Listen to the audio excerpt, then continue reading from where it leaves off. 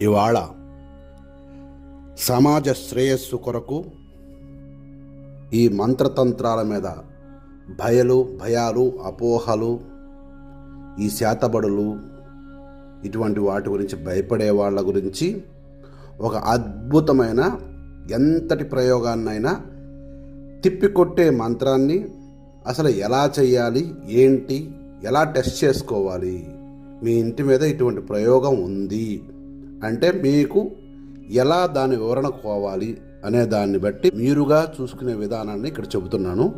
చేసుకొని వివరణ చూసుకోండి. ముందుగా మీ మీద ఎవరన్నా ఏమైనా ప్రయోగాలు చేశారనే భ్రమ కానీ భయం కానీ అటువంటి ఏమన్నా మీకుంటే, ఎంత పెద్ద క్షుద్ర పీడ అయినా సరే ఉందా అని తెలుసుకోవడం కోసం మీకు మీ ఇంటి మీద ఏదైనా క్షుద్ర పీడ ఉందా, లేదా ఇంకోటి ఏదైనా ఉందా, పిశాచ దృష్టి ఉందా, లేక ఇంకా ఏమైనా ఉన్నాయి, ఎవరో చెప్పేదానికంటే కూడా మీరు చూసుకుని వివరణ చూసుకోవడం చాలా మంచిదని నా ఉద్దేశం. అందుకే మీకోసం ఇక్కడ నేను చెబుతున్నాను, చూసుకోండి. ముందుగా నేను మంత్రం చెబుతాను, ఇప్పుడు లాస్ట్లో చెబుతాను మంత్రాన్ని.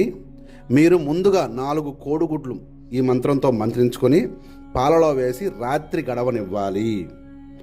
పాలు రంగు మారితే ఏదో ఒకటి మీ ఇంటి మీద ఆశ చూస్తుందనే అర్థం చేసుకోండి. ఏ రంగు ఏంటనేది ఇక్కడ చెబుతాను. ముందుగా మీ మీద కానీ మీ ఇంటి మీదగా ఉన్నట్టు ఇటువంటి ప్రయోగాలు ఉన్నాయని మీ అనుమానం ఉన్నా, నిజంగా అటువంటిది ఉన్నా, పాలు ఒక్కొక్క రంగులోకి ఒక్కొక్క విధంగా తెలుస్తుంది. పాలు నల్లగా మారితే మీరు కోడిగుడ్లు అభిమంత్రించిన పాలలో వేసి రాత్రంతా పెట్టిన తర్వాత పాలు పొద్దునకు నల్లగా మారితే, లేదా కాఫీ రంగులోకి కానీ వస్తే, మీ మీద ఎవరో మీకు తెలిసిన వారు ఎవరో మొత్తానికి మీ మీద చేశారు ప్రయోగం,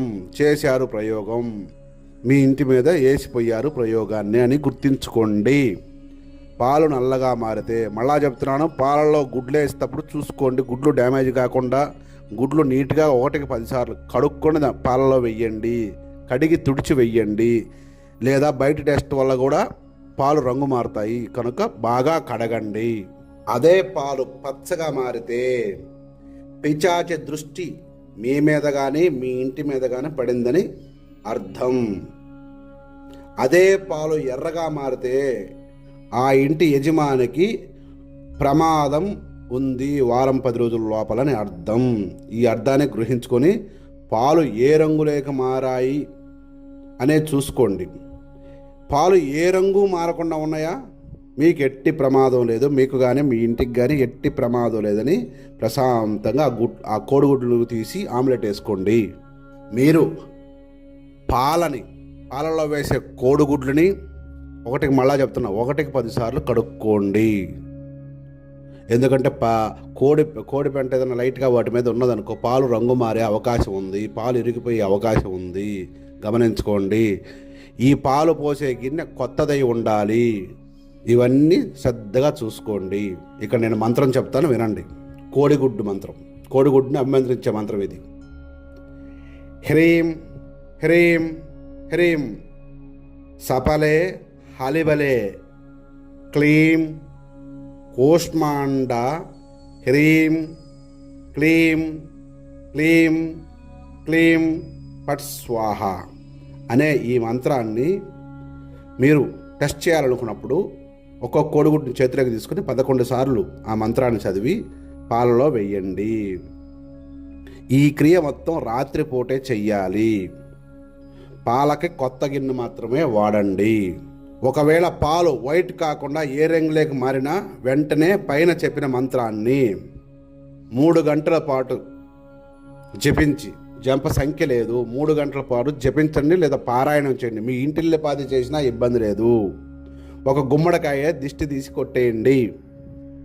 అలా మీరు ఆ గుమ్మడికాయని ఈ మంత్రంతో దిష్టి తీసి కొట్టేసిన తర్వాత ఇది పోయిందని మీరు ఎలా తెలుసుకోవాలి? ఒకవేళ రంగు మారాయి పాలు మీరు చేయాలనుకున్నారు, ఎలా తెలుసుకోవాలనుకుంటే మళ్ళా మీరు ఎలాగైతే రంగు మారేదానికి చేశారో 11 సార్లు అభిమంత్రించి మళ్ళా మరుసటి రోజు చేయండి. చేస్తే రంగు మారకుండా ఉంటే మాత్రము మళ్ళీ తెల్లగా ఉన్నాయి అనుకోండి, మీరు హ్యాపీగా మళ్ళీ కోడిగుడ్లు ఆమ్లెట్ వేసుకోండి. మళ్ళీ చెప్తున్నాను, ఏంటి నేను ఆమ్లెట్ వేసుకొని తమాషా చేస్తాను అనుకోవద్దు, నేను తమాషానే చేస్తాను.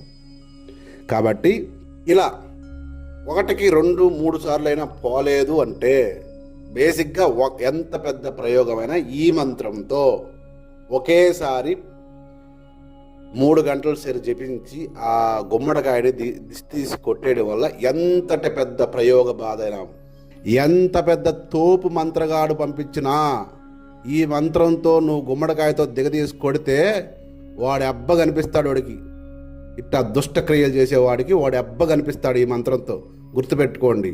ఇకపోతే ఈ మంత్రాన్ని వ్యాపారపరంగా వాడద్దు, చాలామంది వాడుతున్నారు. నేను సమాజ శ్రేయస్సుకి ఇటువంటి అపోహలని పారదోలనీకి మాత్రమే ఇవి ఇస్తున్నాను. మళ్ళా చెబుతున్నాను, ఈ మంత్రంతో ఎవరైతే ఇటువంటి మంత్రాలతో ఎవరైతే వ్యాపారం చేద్దాం అనుకుంటున్నారో వాళ్ళకి అమ్మవారు షండస్థితి ఇస్తుంది. తస్మాత్ జాగ్రత్త. వీళ్ళు ఎవరికి వాళ్ళు చేసుకోండి, సుఖించండి. ఒకవేళ మీరు ఎవరైనా సహాయం చేస్తే, ఎవరైనా ఈ మంత్రాల వాళ్ళకి రావు అని సహాయం చేస్తే మాత్రం ₹1 తీసుకోకండి దయచేసి. ఎవరైనా చేయాలనుకునేవాళ్ళు దీంతో వ్యాపారం చేద్దామనే దృక్కోణంతో లేకుండా దీన్ని మీరు తీసుకుని సహాయపూర్వకంగా చేయొచ్చు అంతే తప్ప దీన్ని ఏదో పెట్టుకొని వ్యాపారం చేద్దాం అనుకునే వాళ్ళకి మాత్రం అమ్మవారు ఖచ్చితంగా షండస్థితి ఇస్తుంది. కోష్మాండదేవి పెద్ద పెద్ద కవులనే వదలలేదు ఆమె. కాబట్టి దీన్ని సమాజ శ్రేయస్సు కోసం మాత్రమే వాడండి. ఎవరైనా దీన్ని సొంతగా చేసుకుంటే అప్పటికే ఆపేయండి, వేరే వాళ్ళకి దీన్ని సజెస్ట్ చేయొద్దు. మేము ఇస్తున్నాం మంత్రం అని చెప్తున్నారు ఇప్పుడు, అదా వద్దు.